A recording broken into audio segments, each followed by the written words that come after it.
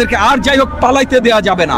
দাড়ি কাটুক, লুঙ্গি পরুক, আর কাপড় চুপড় ছেড়ে উলঙ্গ ফকির হয়েই পালাতে চেষ্টা করুক, পালাতে দেওয়া যাবে না। তাদেরকে ফেরত আনতে হবে এবং আইনের আওতায় আনতে হবে। আমি বিশ্বাস করি ইন্টারিম সরকার এটা চেষ্টা করবে, এটা করবে, এবং ইন্টারিম সরকার যদি এটা করতে নাও পারে, এর পরের নির্বাচিত সরকারে এসে ইনশাআল্লাহ আমরা করব, এটা 100% কনফার্ম।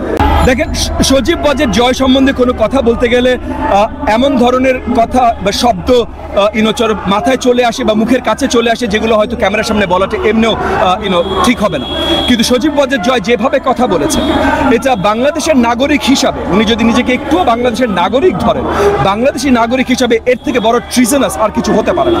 এবং অত্যন্ত দুঃখজনক যে এই ফ্যাসিবাদ আওয়ামী সরকারের বড় বড় মন্ত্রীরাও এর আগে এই ধরনের কথা বলেছেন। আমরা বারবার করে দেখেছি তাদের মন্ত্রীরা বলেছেন যে শেখ হাসিনা সরকারকে ভারত ক্ষমতায় রাখেন এই বলে আবেদন করেছেন ভারতের সরকারের কাছে। তারা এমন কথা বলেছেন যে ভারত আর বাংলাদেশ, ভারতের সরকার বাংলাদেশের সরকার স্বামী স্ত্রীর সম্পর্ক। এই ধরনের ট্রিজনাস কথা কিন্তু তারা অনেক আগে থেকেই বলে আসছেন। তখন তারা সরকারে ছিলেন, আমরা তাদের নামে ট্রিজন মামলা কোর্টে করতে পারি নাই। আজকে তারা সরকারে নাই, আজকে বাংলাদেশের কোর্ট ব্যবস্থা আমরা বিশ্বাস করি সঠিকভাবে কাজ করছে। আমি বিশ্বাস করি অতি শীঘ্রই এই সজীব ওয়াজেদ জয়ের এই বক্তব্যের উপরে ভিত্তি করে বাংলাদেশের কোর্টে তার নামে ট্রিজন মামলা দায়ের করা হবে। তত্ত্বাবধায়ক সরকার না, একটা ইন্টারিম সরকার নামেরও একটা ব্যাপার আছে। তত্ত্বাবধায়ক সরকার আমাদের কনস্টিটিউশনালি এর আগে ছিল, এখন এই ইন্টারিম সরকারটাও কনস্টিটিউশনাল, কিন্তু ওই যে তত্ত্বাবধায়ক সরকারের যে বিধিমালা ছিল সেটার ভিতরে এরা পড়ে না। তো এরা কি করতে পারবে, কি করবে, এটা আমরা তাদেরকে একটু সময় দিয়ে আমাদেরকে জানানো। তারা মাত্র এসছে, তত্ত্বাবধায়ক সরকার যখন আসতো একটা ধারাবাহিকতায় আসতো, অনেক আগে থেকে জানতো তারা আসবে, তারা ওইভাবে রেডি হতো। এখন হঠাৎ করে একটা বিশাল গণবিপ্লবের পর নতুন একটা সিচুয়েশন তৈরি হয়েছে যেখানে হঠাৎ করে তাদের হাতে ক্ষমতা হস্তান্তর করা হয়েছে। তারা কি পারবে, কি করবে, আমরা কি চাই তারা করুক, আমরা কি মনে করি তারা পারবে, এগুলো একটা সমন্বয় করে তাদেরকেও আমরা আরেকটু সময় দিয়ে আমাদেরকে জানানোর। কারণ আমরাও জানতে চাই, আমরা রাজনৈতিক দল, তো আমরা নির্বাচন চাই, তো আমরাও তাদের কাছ থেকে জানতে চাই, কিন্তু জানার জন্য তাদেরকে একটু সময় দিতে হবে। আমরা মোটামুটি রাজনৈতিক দলগুলো একটা আলোচনার মাধ্যমে একটা জায়গায় এসছি যে সেপ্টেম্বরের প্রথম সপ্তাহের আগ পর্যন্ত, মানে এই পুরো অগস্ট মাসটা আমরা তাদেরকে এই প্রশ্নগুলো করব না। তাদেরকেও আমরা একটা স্টেবল জায়গায় আসতে দিব, আমরা তাদেরকে সহযোগিতা করব, এবং এই স্টেবল জায়গাটা আসার পর আমরা এই আলোচনাগুলো বসবো যে তাদের দায়িত্ব কি এবং এই দায়িত্ব পালন করতে সময় কতখানি। বিগত 10-15 বছর আমরা দেখেছি যে এই সোশ্যাল মিডিয়া এবং ইন্টারনেটের যুগে যখন বড় একটা গণ অভ্যুত্থান দাঁড়ায় এবং ওই এলাকায় বা ওই দেশের আশেপাশের দেশগুলোতে যদি একই ধরনের রাজনৈতিক অবস্থান থাকে, তাহলে খুব শীঘ্রই সে গণ অভ্যুত্থানটা ছড়িয়ে যায়। আমরা টিউনিশিয়া থেকে দেখেছি আরব স্প্রিং শুরু হয়ে যাওয়া, যেটা পুরো মধ্যপ্রাচ্যে ছড়িয়ে গেছিল।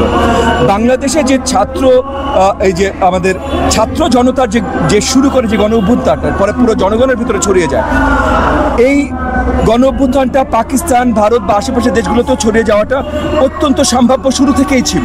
কারণ এই দেশগুলোতেও তাদের সরকারি অবস্থা বা দলীয় অবস্থাগুলো একই ধরনের আছে, যেখানে একটা সরকার জোর করে জনগণের উপরে কিছু চাপাতে চেষ্টা করছে। সেটা আপনি ভারতের বিজেপি সরকার বলেন, আর পাকিস্তানের ব্যাপারটা একটু ভিন্ন, বাট তবুও তাদের মুসলিম লীগ নেওয়াজ যদি বলেন, একইভাবে কাজ করছে। তো বাংলাদেশের সফলতার আগে আমাদের মেইন পয়েন্ট হলো বাংলাদেশের সফলতা। বাংলাদেশের সফলতাতে আমাদের অভ্যুত্থানটা সফল হয়েছে, আমরা একটা ফ্যাসিস্ট সরকার সরাতে সক্ষম হয়েছি। কিন্তু এই ফ্যাসিস্ট সরকার শুধু সরালেই হবে না, যেমন আমরা ইজিপ্টে দেখেছি যে তারা ফ্যাসিস্ট সরকার, মোবারকের সরকার সরানোর পর বেশি দিন সাফল্য ধরে রাখতে পারেনি।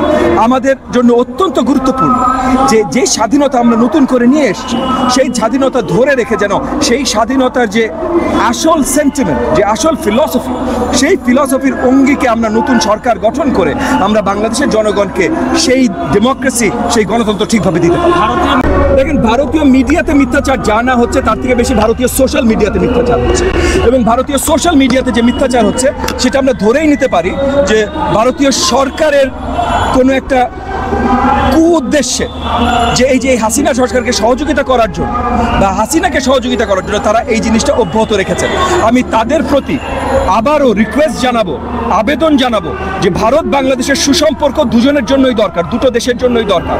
তারা এমন দিকে বারবার না আগায় যেখানে আমাদের সরকারের জন্য তাদের সাথে সুসম্পর্ক রাখা অনেক কষ্টকর হয়ে যায়।